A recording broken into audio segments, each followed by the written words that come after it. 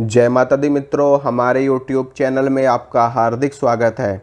आज मैं आपको बताऊंगा कि अगर आपके साथ में भी कोई शक्ति चल रही है और वो शक्ति आपसे बात नहीं करती, वो शक्ति आपको दिखाई नहीं देती, तो आपको कौन सा उपाय करना है, कौन सी विधि करनी है, कौन सी क्रिया करनी है या फिर कौन सी साधना करनी है जिससे वो शक्ति आपको दिखने भी लगे और वो शक्ति आपसे बात भी करने लगे। ऐसा बहुत सारे लोगों के साथ में होता है। उनके साथ में कई तरह की शक्तियाँ चल रही होती हैं, जैसे कि किसी के साथ में माँ दुर्गा की कोई शक्ति चल रही है, किसी के साथ में हनुमान जी की कोई शक्ति चल रही है, किसी के साथ में विष्णु जी की, भैरव जी की, शिव जी की। इस तरह की कई सारी शक्तियाँ कई तरह के लोगों के साथ में चलती हैं। और कई बार ऐसा भी देखने को मिलता है कि लोगों ने कोई साधना नहीं करी, कोई पूजा नहीं करी, कोई पाठ नहीं करा, कोई यज्ञ नहीं किए, कोई तपस्या नहीं की, उसके बावजूद भी उनके साथ में शक्तियाँ होती हैं। तो ऐसी कौन सी चीज़ हमको करनी चाहिए कि जिससे वो शक्ति हमको दिखने लगे, वो हमसे बात भी करने लगे और या फिर हम उनके संकेतों को समझने लगे। हमारे अच्छे बुरे वक्त में अगर वो शक्ति काम आ सकती है तो बहुत ही अच्छी बात है, क्योंकि शक्तियाँ दिव्य होती हैं और वो सर्वज्ञ होती हैं, सर्वत्र होती हैं। शक्तियाँ हमारा जब मार्गदर्शन करती हैं तो ऐसा हो ही नहीं सकता कि आपके साथ में, आपके जीवन में आपको सफलता ना मिले, क्योंकि एक अलौकिक शक्ति, एक दिव्य शक्ति जब आपके साथ में काम कर रही है, आपका मार्गदर्शन कर रही है, आपको मार्ग दिखा रही है, आपको रास्ता दिखा रही है, तो फिर आपको कैसे असफलता मिल सकती है? तो फिर आप कैसे आप पथभ्रष्ट हो सकते हो? तो फिर कैसे आपका नुकसान हो सकता है जब एक दिव्य शक्ति आपका साथ दे रही है? तो मैं आपको यही बताना चाहता हूँ कि देखिए, कुछ चीज़ें ऐसी हैं जिनको अगर आप करते हैं नियमित रूप से तो कुछ समय के पश्चात में वो शक्ति आपको दिखना शुरू हो जाएगी, वो शक्ति आपसे बात भी करना शुरू कर देगी। सबसे पहली चीज़ है कि आपको अपने जीवन में थोड़ा सा बदलाव लाना पड़ेगा इसके लिए, कि जैसे कि अगर आप नॉन वेजिटेरियन हैं, अगर आप नॉन वेजिटेरियन हैं या फिर आप नॉन वेज खाते हैं, अंडा खाते हैं, शराब पीते हैं, तो ये सारी चीज़ें आपको छोड़नी पड़ेंगी, ये सारी चीज़ें आपको बंद करनी पड़ेंगी। इसके अलावा कुछ शक्तियाँ ऐसी हैं जिनकी साधना करते वक्त आप इन सारी चीज़ों को ले सकते हो, लेकिन बहुत सी शक्तियाँ ऐसी हैं जिनको अगर आप पूजोगे, जिनकी अगर आप साधना करोगे तो आपको इन सारी चीज़ों से दूर रहना पड़ेगा। और इसमें जैसे कि माता काली की शक्ति हो गई, कुछ लोग माता काली की तामसिक रूप से साधना पूजा करते हैं, कुछ लोग माता काली की सात्विक रूप से पूजा पाठ करते हैं। तो जो लोग तामसिक रूप से माता काली की साधना पूजा पाठ करते हैं वो लोग इन सारी चीज़ों का इस्तेमाल कर सकते हैं, क्योंकि वो लोग माता काली को भोग प्रसाद में यही सारी चीज़ें अर्पित करते हैं। जब वो इष्ट अपने को दे रहे हैं तो वो स्वयं भी ग्रहण करेंगे, तो इसमें कोई आपत्ति वाली बात नहीं है। इसी तरह से भैरव जी की, अगर कोई साधक भैरव जी की तंत्रोक्त साधना करता है, यानी कि तामसिक रूप से भैरव जी को मानता है, पूजता है, तो वो भैरव जी को मदिरा का भोग दे सकता है, शराब चढ़ा सकता है भैरव जी को। इसी के साथ में वो खुद भी उस चीज़ को ले सकता है, शराब को। भैरव जी की तरफ से उसको कोई कभी नुकसान नहीं होगा। हाँ, वो एक अलग बात है कि जो अल्कोहल है, जो शराब है, वो आपके शरीर को इफ़ेक्ट करेगी, लेकिन भैरव जी आपको उसके लिए इफ़ेक्ट नहीं करेंगे। इसके बजाय में अगर आप हनुमान जी को पूजते हो और आप शराब लेते हो, मदिरा लेते हो, अल्कोहल लेते हो, तो निश्चित रूप से आपको हनुमान जी भी इफ़ेक्ट करेंगे और आपका जो शरीर है वो भी इससे इफ़ेक्टेड होगा ही होगा, क्योंकि शराब तो वैसे भी सेहत के लिए हानिकारक ही होती है। चाहे आप किसी शक्ति को भोग दो या मत दो, लेकिन ये चीज़ तो आपको वैसे भी ख़त्म करेगी। तो लेकिन कुछ चीज़ों में शक्तियाँ भी इफ़ेक्ट करती है इन सारी चीज़ों को लेकर के, कुछ चीज़ों में शक्तियाँ इफ़ेक्ट नहीं करती। तो माता काली और भैरव जी की अगर आप साधना पूजा पाठ करते तो आप इन सारी चीज़ों को ले सकते हैं, अगर नहीं करते तो आपको ये सारी चीज़ें त्यागनी पड़ेंगी, छोड़नी पड़ेंगी सदा सर्वदा के लिए। ऐसा नहीं है कि 2-4 दिन के लिए छोड़ दी और उसके बाद फिर चालू कर दी, या फिर मंगलवार को नहीं खाया बाकी दिन आप खा रहे हो, शनिवार को नहीं खाया बाकी दिन आप खा रहे हो, बृहस्पतिवार को नहीं खाया बाकी दिन आप खा रहे हो। ऐसा नहीं चलता इन सारी चीज़ों में। साधना के क्षेत्र में, साधना के मार्ग में ऐसा बिल्कुल भी नहीं चलता है, ठीक है। तो शक्तियों से, अगर आप शक्तियों को देखना चाहते हो, शक्तियों से बात करना चाहते हो, और उसके लिए सबसे पहली चीज़ ये है कि आपको अंडा, मीट, शराब, ये सारी चीज़ें छोड़नी पड़ेंगी। हाँ, लेकिन आप स्मोकिंग कर सकते हो, और आप स्मोकिंग कर सकते हो, आप सिगरेट पी सकते हो, आप बीड़ी पी सकते हो, इसमें कोई दिक्कत नहीं है। इन चीज़ों को लेकर के शक्ति आपको इफ़ेक्ट नहीं करेगी, ठीक है। हाँ, लेकिन ये सारी चीज़ें आपकी सेहत के लिए नुकसानदायक हैं।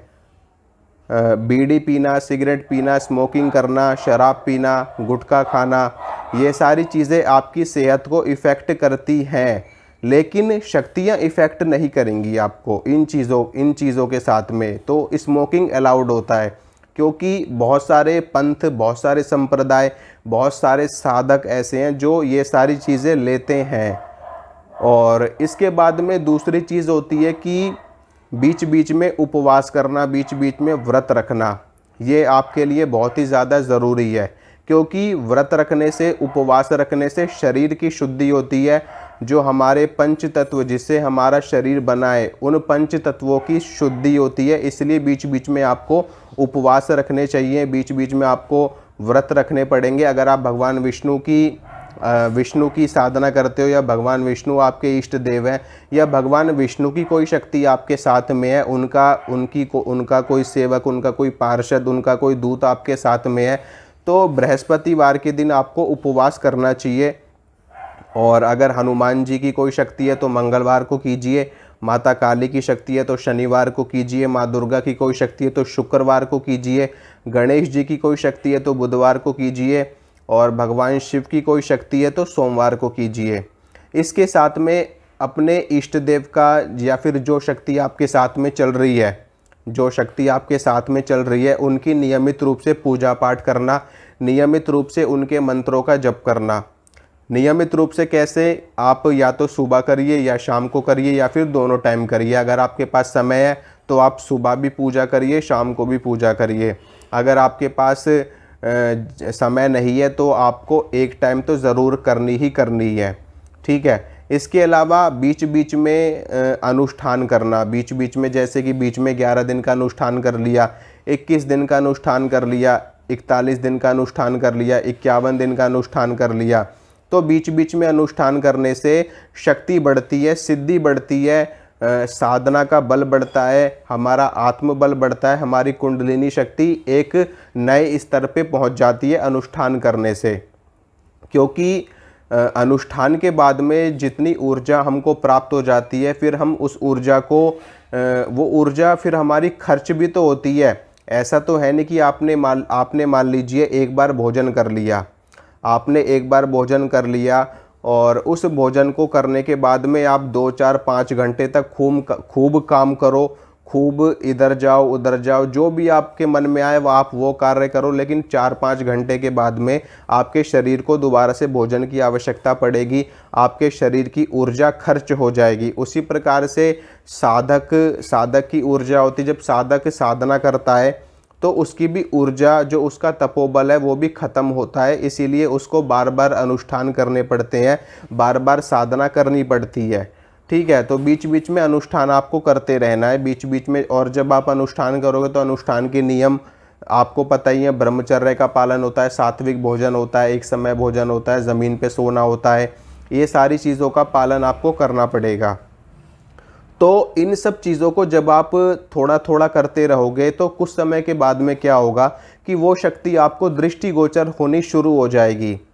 दृष्टिगोचर होनी शुरू हो जाएगी कि जैसे आप सत्य बोलना शुरू करोगे, मतलब कि आपका स्वभाव सात्विक होगा, आपका स्वभाव लोगों के प्रति अच्छा होगा, आप हमेशा सत्य बोलोगे, सत्य वचन कहोगे, और आप नियमित रूप से व्रत करोगे, उपवास करोगे, नियमित रूप से मंत्र का जप करोगे, और बीच बीच में अनुष्ठान करोगे। तो उससे क्या होगा कि आपका तपोबल बढ़ता चला जाएगा। आपका तपोबल बढ़ेगा तो उससे वो शक्ति दृष्टिगोचर होने लगेगी, वो शक्ति प्रसन्न हो जाएगी आपके ऊपर, ठीक है। अगर आप किसी व्यक्ति की, किसी इंसान की अच्छी खातिरदारी करते हैं तो वो व्यक्ति भी आपसे प्रसन्न हो जाता है। मान लीजिए आपके घर में कोई मेहमान आया है 1 महीने के लिए, और आप 1 महीने में खूब अच्छे से उसकी सेवा कर रहे हैं, उसको अच्छे से अच्छा भोजन खिला रहे हैं, उसको घुमा रहे हैं, उसको फिरा रहे हैं, उसको अच्छे नए वस्त्र भेंट कर रहे हैं। तो निश्चित रूप से वो व्यक्ति आपसे इतना ज़्यादा प्रसन्न हो जाएगा कि वो जहाँ पर भी जाएगा वहाँ पर आपकी बड़ाई करेगा। इसी प्रकार से देवी देवताएं, जब आप उनकी साधना करते हैं, उनकी सेवा करते हैं, उनको मानते हैं, उनको मनाते हैं, उनको पूजते हैं, तो वो भी प्रसन्न हो जाते हैं और प्रसन्न होकर के वो आपकी इच्छा पूर्ति के लिए आपके समक्ष हाजिर होने लगते हैं। ठीक है, मान लीजिए अगर आपके मन में इच्छा है कि मैं इस शक्ति से बात करूं, इस शक्ति को देखूं, तो वो शक्ति प्रसन्न होकर के आपके समक्ष भी आएगी, आपसे बात भी करेगी। तो इसी प्रकार से आपको धीरे धीरे अपनी साधना को बढ़ाना है। जैसे जैसे आपका मंत्र का जाप बढ़ेगा, जैसे जैसे आपकी सेवा बढ़ेगी, आपकी भक्ति बढ़ेगी, वो शक्ति आपसे दृष्टिगोचर होने लगेगी। पहले आपको दिखनी शुरू होगी, पहले शक्ति सिर्फ दिखनी शुरू होगी। दिखने के बाद में धीरे धीरे एक आपस में आपका बॉन्ड बनेगा।